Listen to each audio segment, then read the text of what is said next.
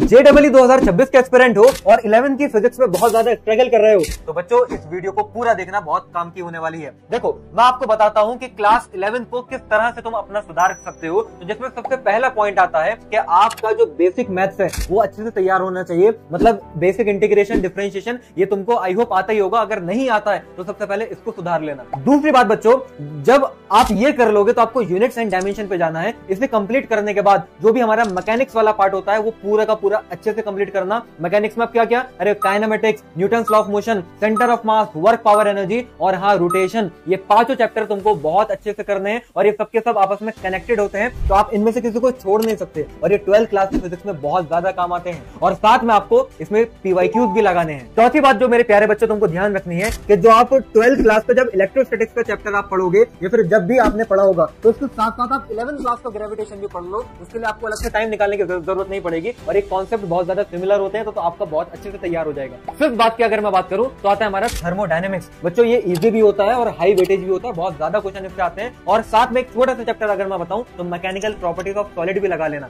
अब मैं अगर 6th पॉइंट की बात करूं तो आपका 12th क्लास का जो वेव ऑप्टिक्स जब आप पढ़ना शुरू करोगे तो उसके साथ साथ 11th क्लास का जो हमारा वेव्स और ऑसिलेशन होता है इसको साथ में पढ़ लेना, क्योंकि इसमें भी कॉन्सेप्ट बहुत सिमिलर होते हैं। तुम रिलेट कर पाओगे बातों को और बहुत अच्छे से कॉन्सेप्ट क्लियर हो जाएंगे। और लास्ट में हमारा इसमें फ्लूइड मैकेनिक्स तुमको कंप्लीट करना है। और 7th जो मोस्ट इंपॉर्टेंट बात है जो तुमको ध्यान रखनी है कि हर चैप्टर को पढ़ते पढ़ते तुम्हें फॉर्मूला शीट अपनी प्रिपेयर करनी है और ढेर सारे PYQs लगाने हैं। तो मेरे प्यारे बच्चे इस तरीके से तुम अपनी क्लास 11 के फिजिक्स को 12 के साथ पढ़ते पढ़ते फिक्स कर सकते हो और 11th और 12th तुम्हारी दोनों ही स्ट्रांग हो जाएगी। अगर वीडियो काम की लगी हो तो इस टाइप की और वीडियोस के लिए कमेंट करो मोर एंड चैनल को सब्सक्राइब कर लो।